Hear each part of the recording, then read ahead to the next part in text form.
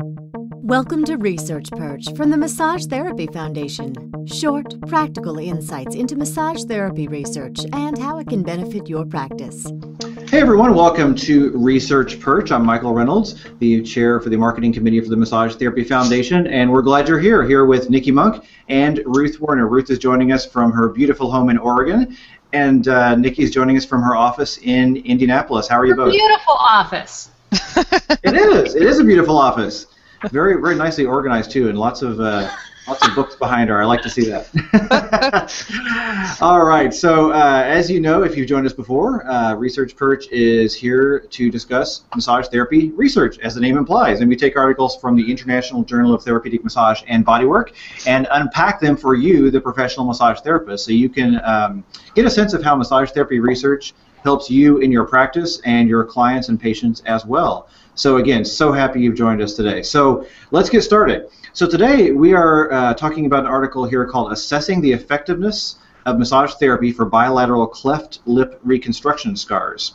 So who would like to set us up first by just kind of defining bilateral cleft lip reconstruction and what that means? I can do that a little bit at least. Thanks, Ruth. Good. That's the only reason you people keep me around. So our listeners may be aware that a cleft lip is what happens when there's a birth defect and sections of the skin and musculature and connective tissues of the face don't completely join. And they can be quite mild and just have a little divot, or they can be really severe and go up into the sinuses too.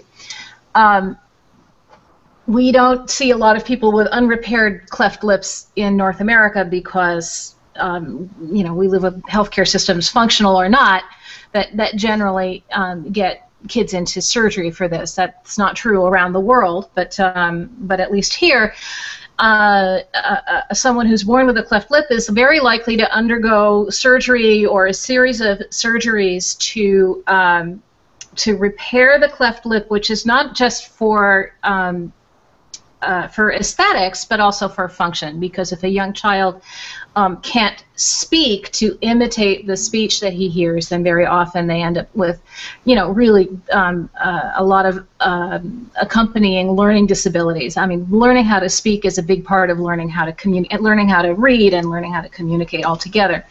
So the subject of this case report was a young man. I don't remember how old he was, in his early 20s, maybe. Yeah, 19. Okay, yeah, who had cleft lip surgery in his childhood, and that was satisfactory, but it left him with a long-term issue with a lot of scar tissue and lack of movement in his lip. And as a young man, he thought that he would like to have less of a feeling of restriction and more freedom of movement to just help with his sense of comfort, his sense of self-acceptance, his clarity of his speech. And so pursued that through receiving massage. And the massage therapist who had this client took advantage of the opportunity that we now have a decent body of evidence about massage therapy and scar tissue, including, long-term, decades-old scar tissue like this fellow had. And she did some really lovely work, not only with designing a strategy to help this young man with his goals, but with designing ways to track progress. Yes, she did some really interesting ways of doing that. It was really lovely. So this is a case report. So it's an N of one. It's not even an N of one. It's one therapist and one client who are working together to achieve these goals. And then this therapist wrote up the description of the process and results and submitted it to the Foundation's case report contest. And if I remember correctly, I think this was a gold winner. It should be in the acknowledgments. Let me look really fast. Yeah, but yeah, I think it was as well. I just read them and take notes. So. Yeah.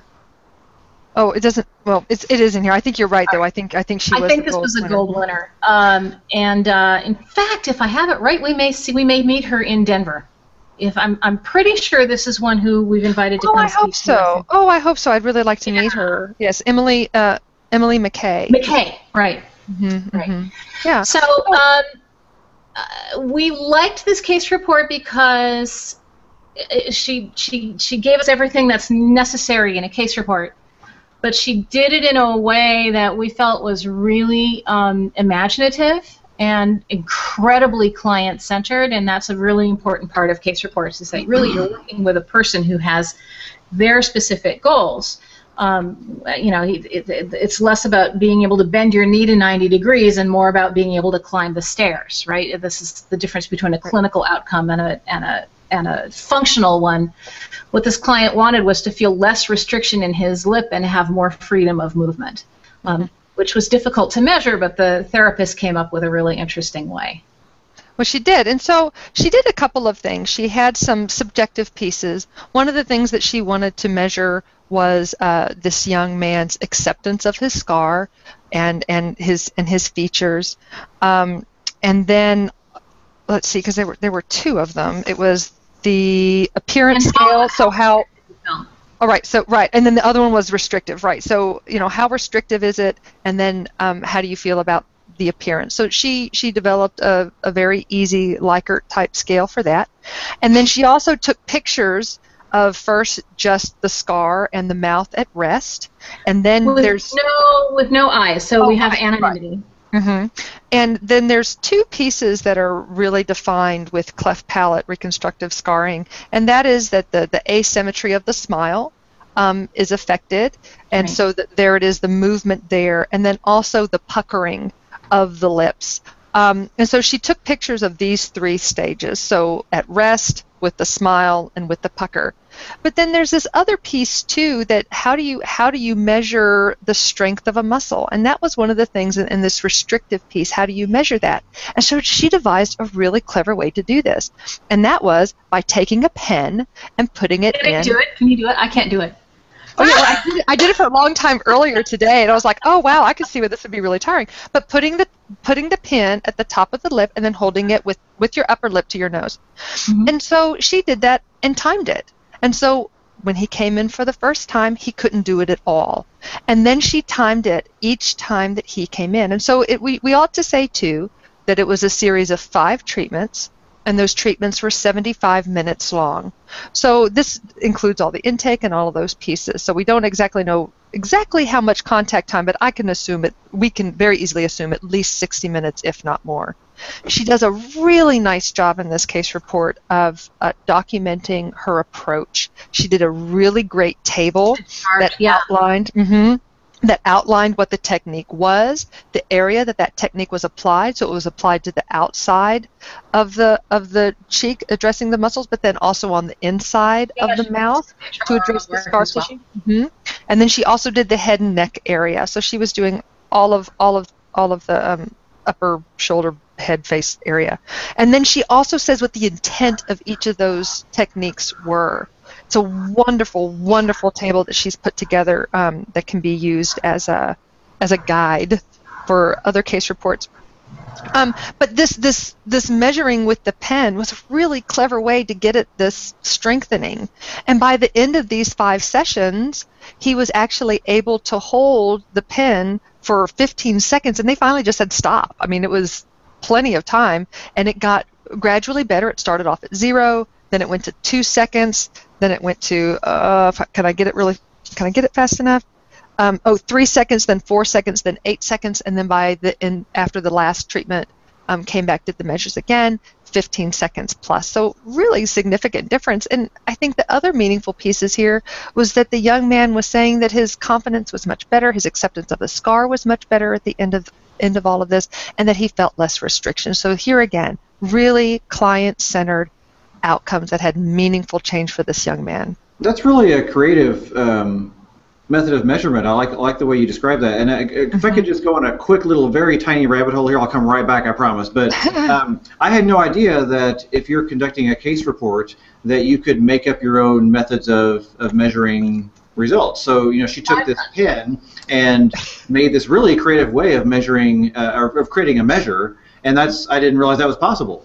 So that's pretty. Well, certainly, well, and one of the things that she even says that's kind of a call in her discussion of, this is could this technique be validated? If so, somebody ought to validate it. Yeah, I just assumed there were these rigid rules that go everybody had to follow, but yeah. Very cool. Yeah, Very cool. I do want to talk about that a little bit, Michael, because what we would like to discourage is people making up their own measuring tools. Okay. So all that being said, if something exists to get after the data that you're looking for, you should go with something that, with some kind of tool that's been validated. Sure, don't reinvent the wheel. Right. As this therapist said, I don't know how valid this tool is. Seemed like a good idea. I would love for more people with cleft palate to experiment with this, right? To see if it, to see if it's a good way to track improvement. And this does happen in case reports, and it's appropriate up to a point, but we don't want people throwing out already well-validated scores. Absolutely, absolutely. Yeah, that's a good caution. To come up with their own. And I think that there's, she was really getting at a very specific thing, strengthening of this particular muscle. What is this muscle's action? And this is a practical way to do that without sort of, I don't know, is there a dynamometer for facial muscles? I don't know the answer to that. There is for, some of the bigger muscles, certainly, but I don't know about that. But then there's also this notion of what is meaningful to the client. And now, granted, is it really important for somebody to be able to hold a pen in their lip? No, but what it translates to is his ability to smile and talk and not feel that fatigue in his mouth region, which is one of the things that he did. But there's also some other measures that can be used. I can't come up with it in this moment, but I know that we'll talk about it in another case report another time. But there's a measure your own outcomes measure that the client is able to identify, this is the thing that I want to have change in. So say, for instance, you have somebody who wants to be able to play with their grandkids without feeling so fatigued. That can be their client-centered outcome measure. Now, the practitioner could still measure some other things like range of motion or things like that, but this sort of approach would be something that was very clinically meaningful, so a patient-centered outcome, which is a kind of a catchphrase that's being used in research right now. Patient-centered outcomes are very, very important, certainly with the Pecori Institute, which is looking at that very thing. But that's a whole nother rabbit hole. But who's in a better position to be focused on patient-centered outcomes than people who get to spend an hour with them totally focused on? Right. Well, and the patient themselves, where they can identify, this is something that's meaningful to me, this is where I want to see my change. Right. So this is a great way that massage therapists can play to their strengths. Yeah. Another thing I want to bring up before we have to wrap this one up is about the self-acceptance piece.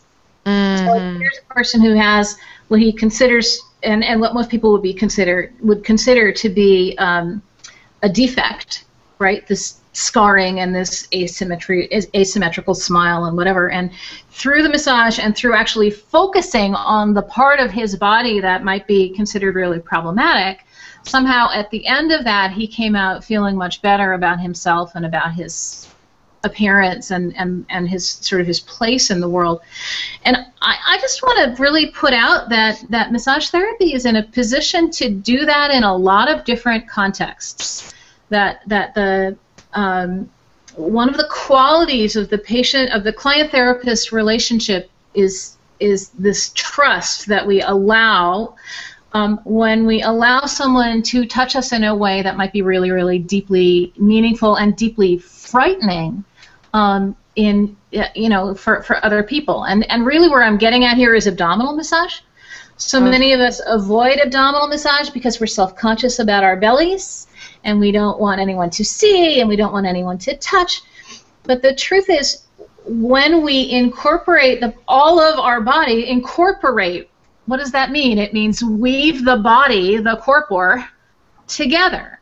Massage therapy is a wonderful incorporator to weave us together into a beloved whole. And I know it's not scientific, and I know it's probably as woo-woo as I get, but I think I think it's critical. I think it's absolutely essential that massage therapists have this role of helping people love their bodies.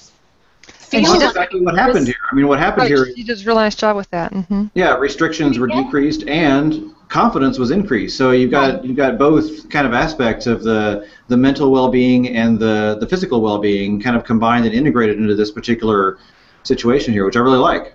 Well, and one of the things that she does too is she makes some suggestion for future work informed by this. So this is a young man who was 19 years old and had these sorts of results with this long of scar tissue development and existence. What about with children who are even younger? If those sorts of pieces were integrated earlier on, could that help with their confidence moving through? Could it help with their developmental pieces and things like that? And my mind goes to the accessibility piece, and when I think of cleft palate reconstruction surgery, I'm constantly reminded and thinking of the different charitable organizations who go into the underserved populations and in the countries where the healthcare isn't available for these young people. And is this a technique that could be taught to parents or to be taught to care providers there, that they could easily do these sorts of things and break down some of the barrier issues that certainly does exist in this country with massage therapy, with it not being covered and things like that. But my mind goes to that place. How can we take this even further? Yeah, this does spark a lot more. Yeah, it was a I would agree. very well done case report. Certainly meaningful results, and also, as Ruth points out, touches on some of the essence of what massage practice can do in that. What was the word that you used? Incorporating? Yeah. Yeah, incorporating this. Yeah, you bet. Massage does. Yeah. Beautifully stated, Ruth. Agreed. And yeah, I mean, we've already basically kind of talked through this, but the author does conclude that the evidence suggests that massage therapy did help with the impairments associated with scars formed by bilateral cleft lip reconstruction. So it's a pretty positive outcome there. So it's nice to see something that specific, and I really enjoyed this one as well. So thank you both. So great discussion today. Really appreciate your time as always. So we'll go ahead and wrap up there. But again, to our audience who's listening and watching, thank you so much. We really appreciate you joining us for Research Perch. This is our 10th episode, I believe. So quite a milestone there. So oh, wow. We've got some momentum going, and our audience is growing every single episode. So if you're listening, we really appreciate it. Obviously, you can find us online at massagetherapyfoundation.org. Subscribe to our blog, grab our resources. They're there to help you. And if you're watching, please feel free to subscribe below as well, and you can take this with you on your smartphone. So again, these articles come from the International Journal of Therapeutic Massage and Bodywork at ijtmb.org. So we would love it if you would go there and subscribe. So Niki, Ruth, thank you again. Pleasure speaking with you as always. And thanks everyone for joining us. We really appreciate you being here, and we'll see you next time. See you next time. Bye-bye. Thank you for joining us for this episode of Research Perch. Please send feedback or questions to perch@massagetherapyfoundation.org. See you next time.